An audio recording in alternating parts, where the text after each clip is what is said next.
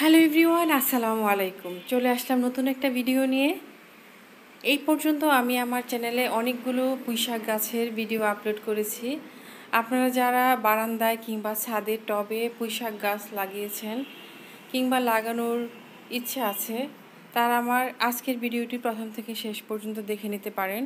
কারণ একটা পুঁইশাক গাছ যখন আমরা টবে লাগাবো, তখন এটার প্রপার কাটিং কিভাবে কাটলে কিংবা কীভাবে এটার পাতা ছিঁড়লে আরও নতুন করে অনেক বেশি পরিমাণে শাখা প্রশাখা বের হবে, সেটারই পারফেক্ট একটা ভিডিও আপনাদের সাথে শেয়ার করব।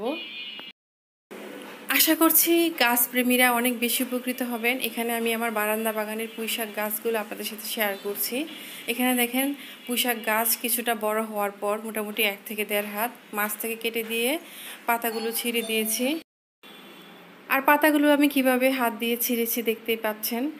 এখানে আমি পাতার যে কাণ্ডটা আছে সেটা রেখে দিয়েছি, আর এটা অবশ্যই রেখে দিবেন। আর এটা রাখার পরে আপনারা দেখতেই পাবেন কি ম্যাজিক ঘটে। এটার প্রতিটা পাতার কাণ্ড থেকে কিন্তু নতুন নতুন অনেক শাখা প্রশাখা বের হবে।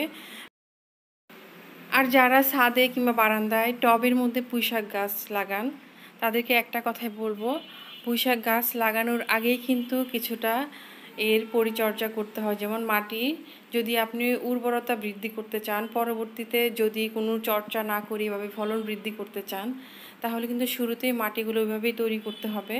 বেশি করে সবজির খোসা, গোবর সার এগুলো দিয়ে আপনি মাটিটা তৈরি করবেন। আর এই যে দেখেন প্রতিটা কাণ্ড থেকেই কিন্তু আমার নতুন নতুন শাখা গজিয়েছে। আর এভাবেই কিন্তু আমার পুরো বারান্দা বাগানের যে পুঁইশাক গাছ আছে দেখেন মাশাআল্লাহ। বিশেষ করে বৃষ্টির মধ্যে তো পুঁইশাক গাছ অনেক তরতরিয়ে বেড়ে যায়। আর ভিডিওর মাঝখানে আপনাদের কাছে একটা রিকোয়েস্ট করতে চাই, যারা আমার ভিডিওটি দেখতেছেন কিন্তু আমার ভিডিওতে একটা লাইক এবং কমেন্টস করেননি, প্লিজ যদি আপনাদের কষ্ট না হয় একটা লাইক এবং কমেন্টস করে নেবেন, তাহলে আমার ভিডিওটি আরও অনেকের কাছে পৌঁছে যাবে। এই যে দেখেন 1G কাটিং করার পরে আমার পুঁইশাকগুলো মাশাআল্লাহ আরও কত বেড়ে গিয়েছে। পাশাপাশি কিন্তু আমার বারান্দায় বরবটি গাছ হয়েছে, আর দেখতেই পাচ্ছেন কি সুন্দর বরবটি ঝুলে আসছে। আর এগুলো হচ্ছে এত বেশি না হোক, কম পরিমাণে হলেও কিন্তু অনেকটা আত্মতৃপ্তি পাওয়া যায়। আর কিভাবে পুঁইশাক গাছের যত্ন নিলে পুঁইশাক অনেক দ্রুত বাড়ে, সেটার ভিডিও কিন্তু আমার চ্যানেলে অনেকগুলো দেওয়া আছে, আপনারা চাইলে দেখে নিতে পারেন। আর এখন হচ্ছে এগুলো আমি আবার কেটে দিব। এটাকে বলে 2G কাটিং। দেখেন প্রতিটা ডগায় কিন্তু অনেক কচি ছিল, আর খেতেও কিন্তু মাশাআল্লাহ অসাধারণ ছিল। আর পুঁইশাক গাছ মানেই হচ্ছে কিন্তু যত কাটবেন এটা ততই বাড়বে, এটার কোনো সীমাবদ্ধতা নেই। আর এভাবে যদি আপনারা বারান্দায় কিংবা ছাদে পুঁইশাক গাছ লাগান টবে বিশেষ করে, তাহলে কিন্তু আপনার জৈবিক যে চাহিদা আছে সেটা কিন্তু মিটে যায়, বাজার থেকে কিনে আনতে হয় না। বিশেষ করে ফরমালিন মুক্ত হয়, যেটা আমাদের খেতে খুবই ভালো লাগে এবং আত্মতৃপ্তি পাওয়া যায়। চিকন হোক আর মোটা হোক, নিজের গাছের যে কোনো জিনিসই কিন্তু অনেকটা তৃপ্তিদায়ক হয়।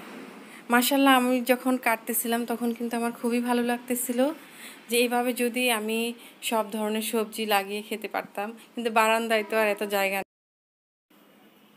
এখানে আমি প্রথমবার যেই পদ্ধতিতে পুঁইশাক গাছগুলো কেটে দিয়েছিলাম এবং পাতাও ছিঁড়ে দিয়েছি, ঠিক একই পদ্ধতিতে আমি সেকেন্ড টাইমও কেটে দিব। আপনি সেকেন্ড টাইম বলেন, থার্ড টাইম, ফোর্থ টাইম, যতবার কাটবেন ততবারই কিন্তু এরকম নতুন নতুন শাখা প্রশাখা বের হবে। আর আমি তো মাশাআল্লাহ প্রতি সপ্তাহে একবার করে এরকম পুঁইশাক গাছের ডগা উঠিয়ে থাকি। আর যেহেতু বৃষ্টির সিজন, মাশাআল্লাহ পুঁইশাক গাছ কিন্তু অনেক দ্রুত বেড়ে যায়। আর যখন হচ্ছে আপনার রোদ থাকবে প্রখর, তখন হচ্ছে আপনি একটু বেশি বেশি পানি, ভাতের পানি কিংবা চাল ধোয়া পানি, ডালের ধোয়া পানি, এগুলো যদি আপনি বেশি পরিমাণ দেন, তাহলে কিন্তু ন্যাচারালি আপনার পুঁইশাক গাছের অনেক ফলন বৃদ্ধি পায়। আর আপনি চাইলে এখানে চায়ের পাতা, ডিমের খোসা কিংবা কলার খোসা দিতে পারেন। আর বেশি পরিমাণে কলার খোসা দিয়ে যদি আপনি মাটিটা তৈরি করেন, তাহলে তো মাশাআল্লাহ অনেক ফলন বৃদ্ধি পায়। এটা আমি পরীক্ষিত, আমি অনেক গাছ লাগিয়েছি এরকম কলার খোসা দিয়ে, মাশাআল্লাহ কোনো রকম যত্ন ছাড়াই কিন্তু অনেক ফলন হয়েছে। ভিডিওর প্রায় শেষের দিকে চলে এসেছি। আশা করছি আজকের ভিডিওটি আপনাদের কাছে অনেক ভালো লেগেছে এবং যারা ছাদ বাগানি, বারান্দা বাগানিরা আছেন তাদের অনেক উপকারেও এসেছে। তো যারা আমার ভিডিওটি প্রথম থেকে শেষ পর্যন্ত দেখেছেন একদম নীরব দর্শক হয়ে কিন্তু আমার পরিবারে যুক্ত হননি, প্লিজ তাদের কাছে রিকোয়েস্ট করব একটা লাইক এবং কমেন্টস করে আমার চ্যানেলটি সাবস্ক্রাইব করে পাশে থাকা বেল আইকনটি প্রেস করে রাখবেন, যাতে নিত্য নতুন ভিডিও দেওয়ার সাথে সাথে আপনাদের কাছে পৌঁছে যায়। আর যারা পুরাতন বন্ধুরা আছেন তাদেরকে অসংখ্য অসংখ্য ধন্যবাদ আমার পরিবারে যুক্ত হওয়ার জন্য। আর এই যে দেখেন মাশাল্লাহ, আমি একবার যখন এরকম পুঁইশাক উঠাই তখন একদিনের খাবার হয়ে যায় আলহামদুলিল্লাহ। তো সবাই ভালো থাকবেন, সুস্থ থাকবেন। আল্লাহ হাফেজ, আসসালামু আলাইকুম।